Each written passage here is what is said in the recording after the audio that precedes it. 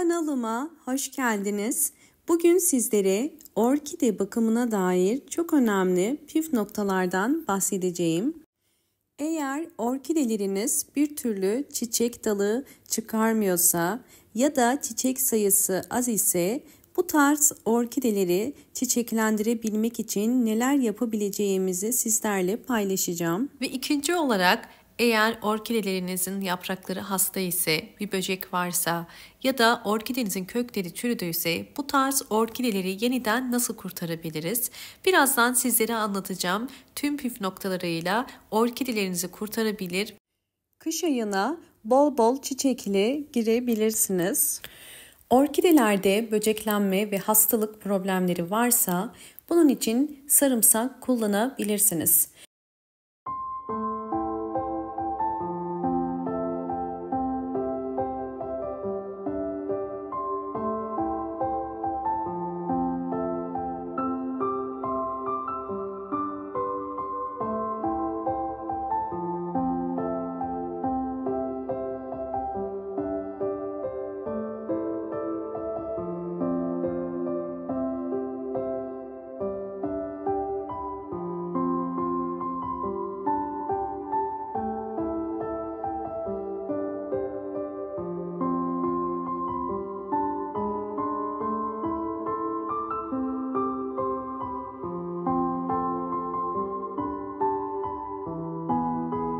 İki diş sarımsağı küçük parçalara doğradım. Bakın elimdeki kavanoz 720 mililitrelik bir kavanoz. Bu kavanozun içerisine doğradığım sarımsakları koyuyorum. Ve daha sonra kavanozun içerisine su koyacağım. Bu kadar su koydum. Yani toplamda 700 mililitre kadar su koymuş olduk. Ve içerisine bal ekliyorum. Sadece bir çay kaşığı kadar bakın balı hazırlamış olduğum sarımsaklı suyun içerisine koyup karıştıracağım.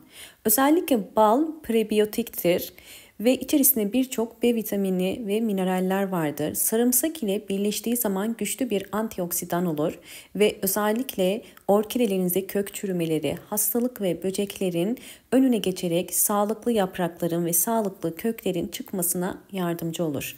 Bu karışımı 24 saat serin bir yerde bekletiyoruz.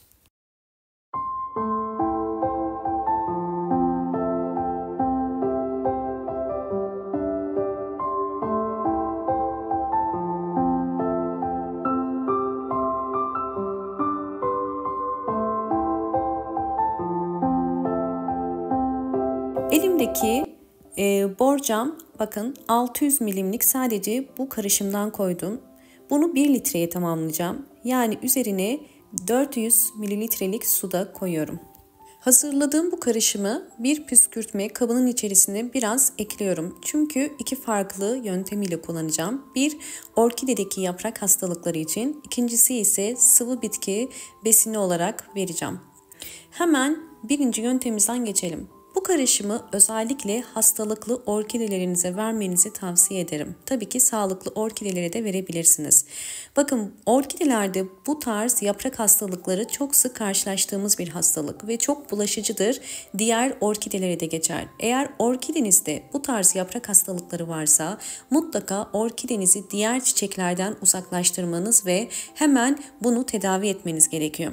Ben şimdi hazırlamış olduğum karışımı bu hastalıklı orkide yapraklarına sıkacağım.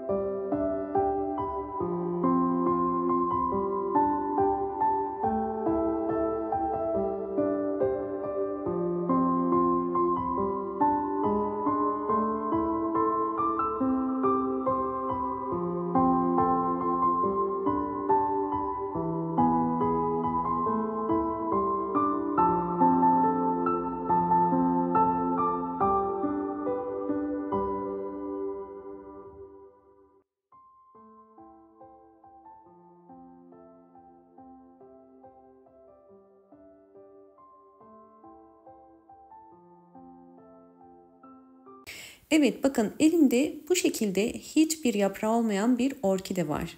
Sizlere köklerini de göstermek istiyorum. Birçok kökü de çürümüş. Daha önce sizlere hiç yaprağı olmayan orkideleri nasıl kurtardığımı birçok video ile gösterdim. Şimdi bu orkidemizi de kurtarmak için yine bu karışımı kullanıyorum. Orkidemizin yeni yaprak ve çürüyen kökleriyle beraber bu çürümelerin durup yeni bir kök çıkarabilmesi için de bu karışımı bakın yine aynı şekilde kullanıyorum. Bu orkideyi ayda bir kere bu karışımı verebilirsiniz ve bol ışık alan bir yerde bekletmelisiniz.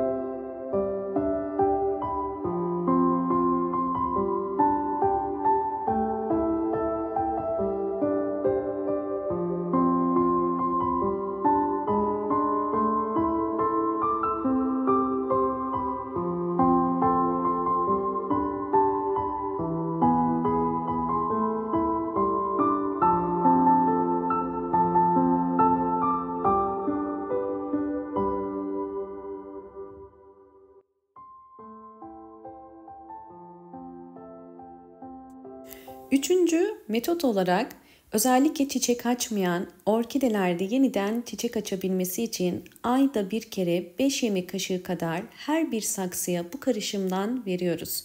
Daha sık vermenize gerek yok.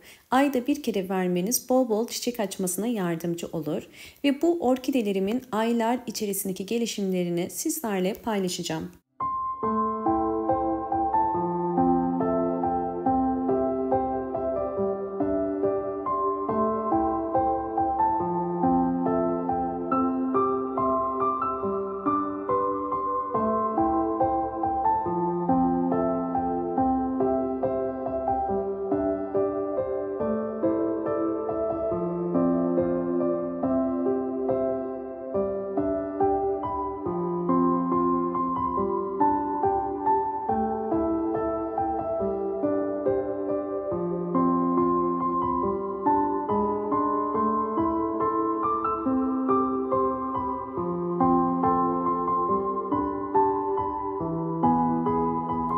Videomu buraya kadar izlediyseniz hemen beğen tuşuna basıp kanalıma da abone olup bana destek verebilirsiniz.